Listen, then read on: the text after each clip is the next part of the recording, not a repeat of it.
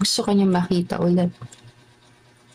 Kung hindi na kayo nakikita, ngayon kung kasama mo siya, maya't maya gusto ka niya makita. Kung kasama kayo sa bahay, gusto ka niya makita mo saya. Generosity yung Six of Pentacles. So, gusto niya always magbigay sa'yo. Gusto ka naman talaga niyang bigyan ng mga bagay na yon. Ano mo, gusto ka niyang bilhan. Pasalubong, mga bagay na gusto mo. Minsan, possible kinakapos lang talaga si person. Hindi lang niya talaga masabi sa'yo na kung meron lang talaga siya na kakayanan, bilhan na gusto mo, bibili niya.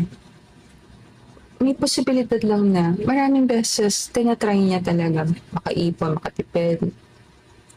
Meron lang parang kakulangan sa kaperahan. Sa paningin ko, merong issue sa financial. Pero kung meron siyang